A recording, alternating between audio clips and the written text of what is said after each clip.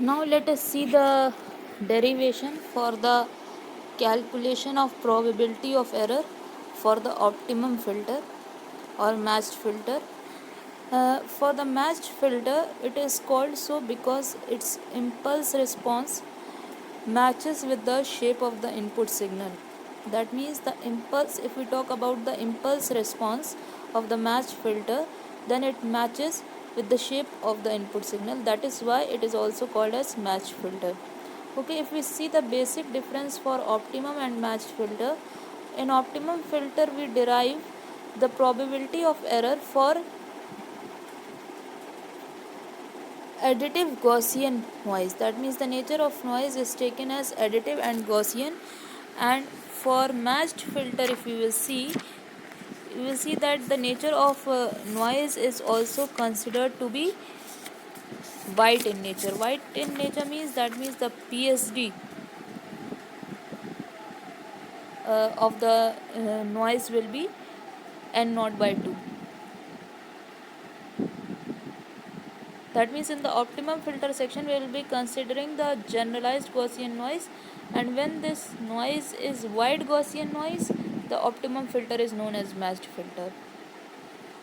So let us first see for optimum filter. Here a receiver for binary coded signal has been shown. You can see an optimum filter is there where we are getting the input as xt plus nt. Xt was the transmitted signal and nt is the noise which was added in the channel. Then we have sampling at every t second. Remember to do the sampling at every bit interval. That is why it is written here sample every T second, क्योंकि हमारा एक bit interval T second का है, तो हर T second पर हम sampling करा रहे हैं और सैम्पलिंग उस इंस्टेंट पर करा रहे हैं जबकि हमारे सिग्नल का एम्पलीट्यूड मैक्सिमम हो। तो हमें आउटपुट मिल रहा है, आउटपुट की वैल्यू है आर टी। अब अगर हम एक्स टी की बात करें, इनपुट साइड पर देखिए, इनपुट हमारा एक्स टी था, तो एक्स टी की वैल्यू क्या हो सकती है, या तो ज़ीरो हो सकती है या तो 1 हो सकती है। डिजिटल कम्युनिकेशन सिस्टम की बात हो रही है, तो इसको अगर हम इस तरह से देखें कि एक्स टी हमारा या तो x1t होगा या तो x2t होगा। इसको हम इस तरह से भी समझ सकते हैं कि अगर हमारा बाइनरी 1 ट्रांसमिट हुआ था तो हम उसको x1t से रिप्रेजेंट कर रहे हैं और वो हम रिप्रेजेंट कर रहे हैं प्लस a वोल्ट से, और अगर हमने बाइनरी 0 ट्रांसमिट किया है तो उसको x2t से रिप्रेजेंट किया जा रहा है और उसकी वैल्यू हमारी माइनस a वोल्ट मिल रही है। यानी कि यहाँ पर अगर देखा जाए तो polar NRZ coding scheme use की गई है, यानी बाइनरी 1 को प्लस से रिप्रेजेंट किया गया है और बाइनरी 0 को माइनस ए से रिप्रेजेंट किया गया है।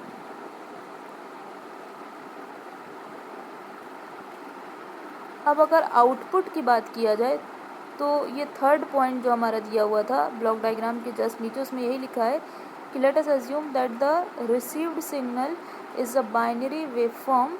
For binary 1 it is x1t and for binary 0 it is x2t, ठीक। And the output from the receiver, that means after sampling जो हमको मिल रहा है सिग्नल, वो क्या होगा, अगर x1t के करस्पॉन्डिंग देखा जाए तो वो x01t प्लस n0t होगा, और अगर x0t की करस्पॉन्डिंग देखा जाए तो वो x02t प्लस nt होगा। अब हमारी पहली कंडीशन क्या बनती है कि हमारा अगर सिग्नल में नॉइज़ प्रेजेंट नहीं है, यानी पहला case when noise is absent, तो जब नॉइज़ नहीं प्रेजेंट होगी तो आर टी की वैल्यू हो जाएगी आपकी x01t। अगर हमारा एक्स टी की वैल्यू x1t थी, यानी अगर एक्स टी हमारा x1t था तो हमारा जो आउटपुट मिल रहा है रिसीवर पे आर टी वो x01t के बराबर होगा। हमने एन टी यानी नॉइज़ वाले टर्म को ज़ीरो कर दिया है बिकॉज नॉइज़ इज़ एब्सेंट। अब ये जो नॉइज़ इज़ एब्सेंट की बात हो रही है, this is the ideal case, क्योंकि कुछ ना कुछ नॉइज़ तो हमारे चैनल में ऐड होगी ही होगी। नेक्स्ट हमारा है कि अगर हमने एक्स टी की वैल्यू x2t थी, तब उस कंडीशन पर अगर नॉइज़ एब्सेंट है हमारे सिस्टम में तो रिसीवर का जो आउटपुट मिल रहा है आर टी वो x02t के बराबर होगा। This thing is clear. Now जब नॉइज़ प्रेजेंट होगी हमारे सिस्टम में, second case when noise is present, now it is saying, see the first point, select x1t if rt is closer to x01t than x02t। मतलब कि अगर हमारा received signal x naught 1t के ज़्यादा closer है in comparison to x naught 2t, तो हम ये सेलेक्ट रिसीवर डिसाइड करेगा कि हमें क्या रिसीव हुआ था x1t, दैट मीन्स जो ट्रांसमिटेड सिग्नल था वो हमारा x1t था। ये इसलिए डिसाइड हो रहा है क्योंकि received signal x naught 1t के ज़्यादा क्लोज़र है। इसी तरह अगर हमारा received signal x naught 2t के ज़्यादा क्लोज़र है तो क्या डिसाइड होगा कि हमारा x2t ट्रांसमिट हुआ था। तो this is the case when noise is present. अब अगर हम थ्रेशोल्ड लेवल की बात करें या डिसीजन बाउंड्री जिसको हम कह रहे हैं, डिसीजन बाउंड्री या threshold level, it is basically the average voltage. तो अगर एवरेज वोल्टेज हम यहाँ पर देखें तो क्या हो जाएगा, x naught 1t plus x naught 2t divided by 2, this is the decision boundary. Now let us suppose that x2t was transmitted, मतलब हमारा ट्रांसमिट x2t हुआ था।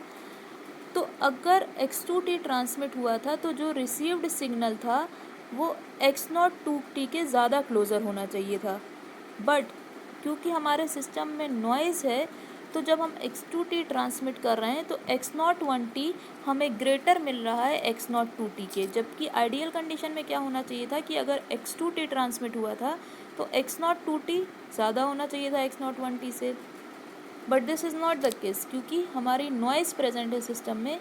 नाउ सी इफ़ नॉइज़ जिसको हम एन नॉट टी से represent कर रहे हैं is positive and large in magnitude compared to the voltage difference. Voltage difference अब क्या हो जाएगा, थ्रेशोल्ड वोल्टेज में से एक्स नॉट 2t को माइनस हम कर देंगे तो हमको वोल्टेज डिफरेंस पता चल जाएगा। तो इस केस में हमारा इनकरेक्ट डिसीजन रिसीवर लेगा, यानी कि जब noise voltage is greater than the voltage difference and noise voltage हमारा एन नॉट टी था, when see the equation when n not t is greater than equal to voltage difference is what, x naught 1t plus x naught 2t divided by 2, ये हमारा voltage threshold voltage या decision boundary थी। इसमें से हमने x naught 2t को minus कर दिया, तो अगर नॉइज़ वोल्टेज की वैल्यू इस वोल्टेज डिफरेंस से ज़्यादा है तो हमारा एरर होगा, यानी एरर की कंडीशन हमको क्या मिली कि n not t is greater than equal to x naught 1t minus x naught 2t divided by 2।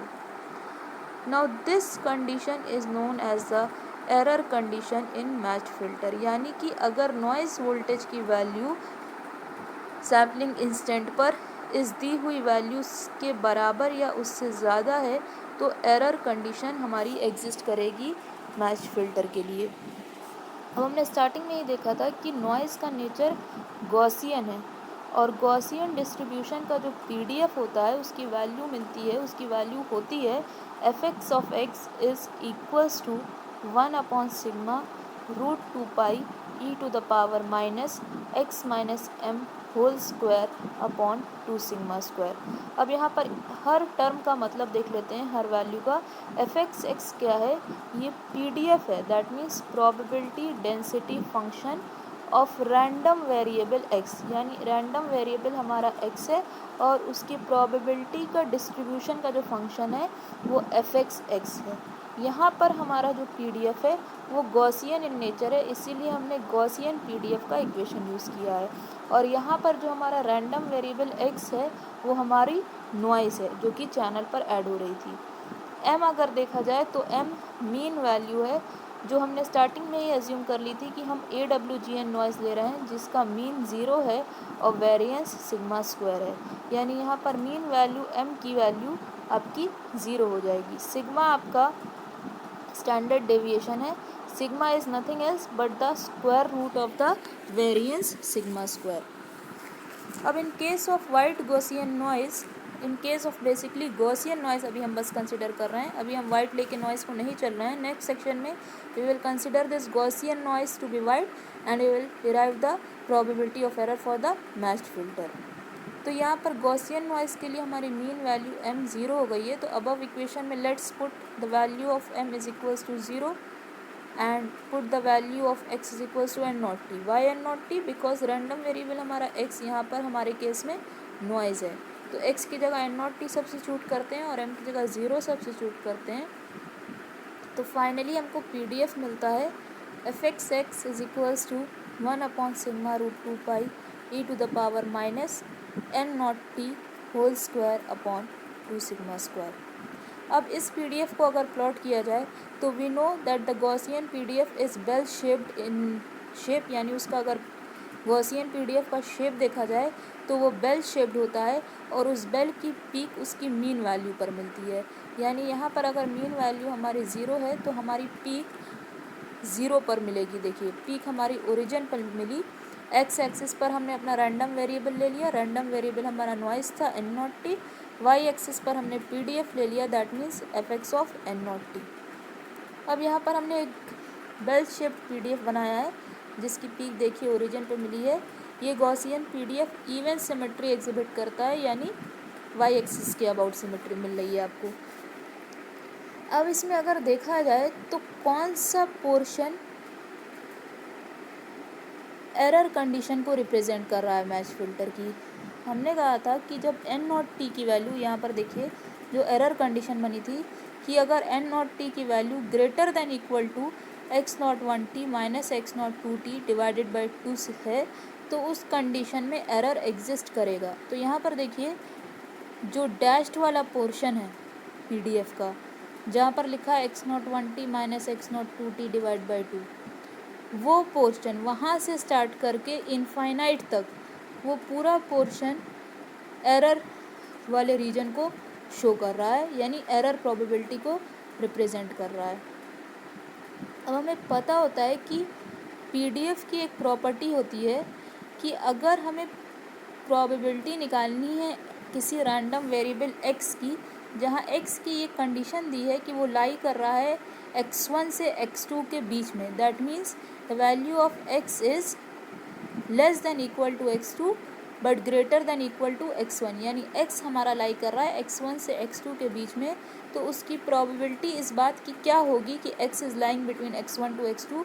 इसको हम निकाल सकते हैं by integrating the PDF, by integrating the area under that curve, by integrating the PDF that is f x x d x, और integration की limit क्या लगा देंगे x1 से लेकर x2।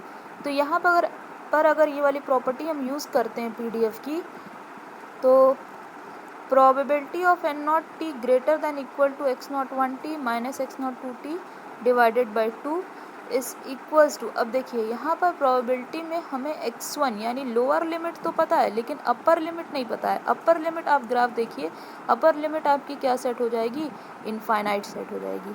यानी अगर अब हम इसको इंटीग्रेट करें तो इंटीग्रेशन क्या होगा, f x of n not t d n not T.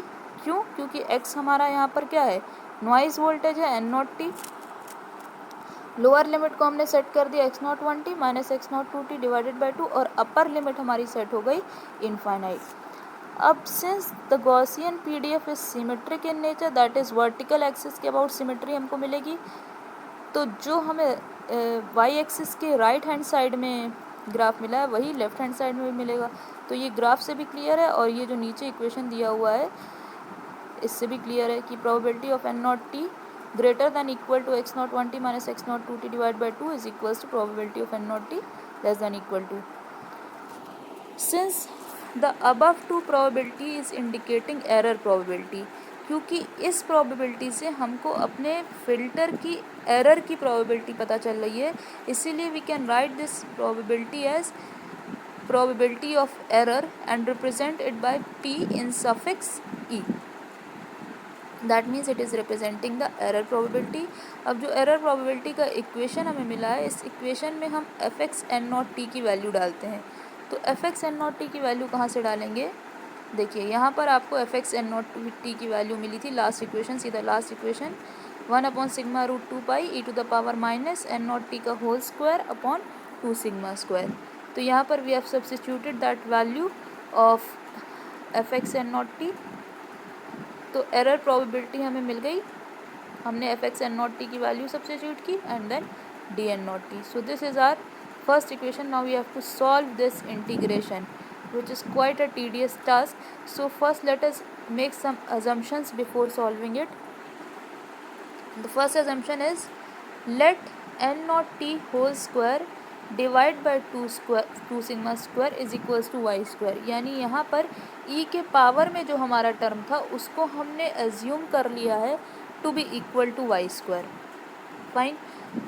Next, अगर हम यहाँ से एन नॉट टी की वैल्यू निकालना चाहें तो टू सिग्मा स्क्वायर को जब हम क्रॉस मल्टीप्लाई कराएंगे तो एन नॉट टी की वैल्यू क्या मिलेगी, सिग्मा रूट टू वाई। अब हमें इसका डिफ्रेंशिएशन करना होगा। जब after differentiation we will get d n not t that is equals to sigma root two d y. यानी हमें डी एन नॉट टी की वैल्यू भी पता चल गई। अब देखिए, जब हम डी एन नॉट टी को वाई के टर्म्स में रख रहे हैं, यानी यहाँ पर हमने सबसे पहले ई के पावर को वाई के टर्म्स में रखा, then d n not t को भी वाई के टर्म्स में निकाल लिया। तो यहाँ पर जो लिमिट थी वो एन नॉट टी की लिमिट रखी गई थी, लोअर लिमिट और अपर लिमिट इंटीग्रेशन में। अब हमें वाई की लिमिट रखनी पड़ेगी, लोअर लिमिट और अपर लिमिट। तो how we will change the limits of n not t to y. जब एन नॉट टी की हमारी वैल्यू इन्फिनिटी होगी, पहला इक्वेशन देखिए यहाँ पर लेट के बाद वाला, जब एन नॉट टी की वैल्यू इन्फिनाइट होगी तो वाई की वैल्यू भी क्या हो जाएगी, इन्फिनाइट हो जाएगी। यानी कि हमको अपने इंटीग्रेशन की अपर लिमिट चेंज करके मिल गई, वाई की अपर लिमिट हो गई इन्फिनाइट। जब एन नॉट टी की value x naught one t minus x naught two t by two, ये हमारी क्या है, ये लोअर लिमिट दिखा रही है। ठीक, जब एन नॉट टी की वैल्यू आपकी ये होगी तो वाई की वैल्यू क्या हो जाएगी, सीधे सीधे इसको सिग्मा रूट टू से डिवाइड कर दीजिए। यानी आपको वाई की लिमिट पता चल गई, x naught one t minus x naught two t divided by two root two sigma. यानी अब हमारे पास लोअर लिमिट भी है, अपर लिमिट भी है इन टर्म्स ऑफ वाई। ये सारी वैल्यू हम अपने इस इक्वेशन 1 में सब्स्टिट्यूट करते हैं। देखिए, हमने ई के पे जो पावर है उसको वाई स्क्वायर माना था, डी एन नॉट टी की वैल्यू हमने निकाल ली है, और वाई की हमने लोअर लिमिट और अपर लिमिट भी निकाल ली है। तो ये सारी value we are going to substitute in this equation 1। After substitution what we get, error probability x naught one t minus x naught two divide by two root two sigma से लेकर infinite तक we will integrate the value 1 upon sigma root two pi e to the minus y e to the power minus y square sigma root two d y. Next, इसमें से हम देखिए sigma root to numerator में भी है, sigma root to denominator में भी है, तो that will cancel each other. हमारे पास बचेगा 1 upon root pi which being a constant we can take out of the integration. यानी इंटीग्रेशन से बाहर हमारा आ गया पाई, तो वैल्यू हमारी मिली प्रोबेबिलिटी ऑफ एरर की 1 upon root pi integration of e to the power minus y square d y. And the limits of integration are, lower limit is x naught 1t minus x naught 2t divided by 2 root 2 sigma, and the upper limit is infinite. Now see, there is a very important mathematical relationship, that error function u is equals to 2 upon root pi integration of e to the power minus y square dy where the limit of y is from u to infinity। तो ये value हमारी is equal to होती है E R F C u k. E R F C is error function u. तो इसी type की value हमारे integration में भी हमको मिली है एरर प्रोबेबिलिटी की। देखिए, बस वहाँ पर क्या है कि 2 नहीं है, बाकी सारी वैल्यूज़ उसी तरह की हमें मिल रही हैं। 1 upon root pi e to the power minus y square d y, limit u से इन्फिनिटी में हमारी यू की वैल्यू हो गई है x naught one t minus x naught two t upon two root two sigma. तो अगर इस एरर प्रोबेबिलिटी को in terms of error function हम लिखेंगे तो क्या वैल्यू मिलेगी, एरर प्रोबेबिलिटी की हाफ। एरर फंक्शन हाफ कहाँ से आ गया, क्योंकि हमने 2 से मल्टीप्लाई डिवाइड किया है in order to bring the equation in the desired form. तो ये half error function x naught one t minus x naught two t upon two root two sigma. देखिए, एरर फंक्शन यू होती है value, और हमारे लिए you की value यही है जो इन ब्रेसेस है x naught one t minus x naught two t upon two root two sigma. यानी ये हमको एरर प्रोबेबिलिटी का इक्वेशन मिल गया फॉर ऑप्टिमम फिल्टर। अब यहाँ पर देखते हैं कि जो ई आर एफ सी है, this is called as error function, और ये एरर फंक्शन जो होता है ये मोनोटोनिकली डिक्रीजिंग फंक्शन होता है। Now what is monotonically decreasing function? Monotone means in single direction, अगर कोई वैल्यू बढ़ रही है तो बढ़े, घट रही है तो घटे, उसका मतलब घटना बढ़ना इस टाइप वाला हिसाब किताब ना हो, एक सिंगल डायरेक्शन में अगर उसका फ्लो होना चाहिए, अपवर्ड तो अपवर्ड, डाउनवर्ड तो downward, this means monotone. Now we are saying ERFC is a monotonically decreasing function. Monotonically decreasing का मतलब कि ये घटता हुआ फंक्शन है.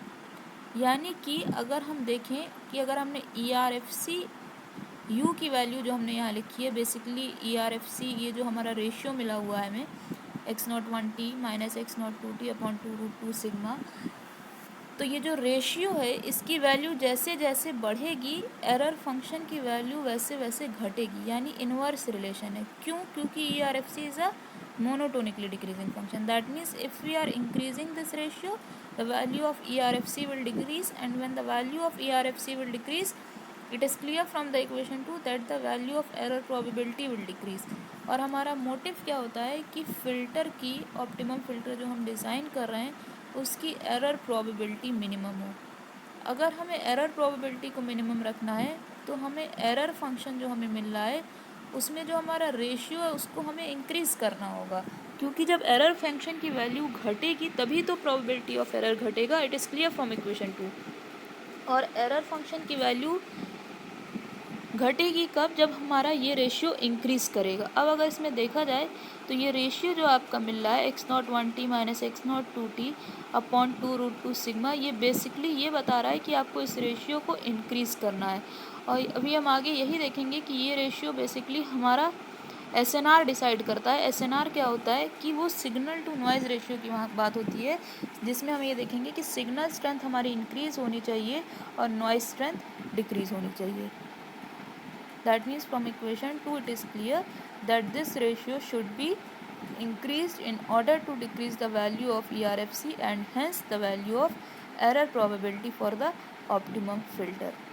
अब एक और इम्पॉर्टेंट रिलेशनशिप होता है एरर फंक्शन x और गॉसियन फंक्शन q के बीच में.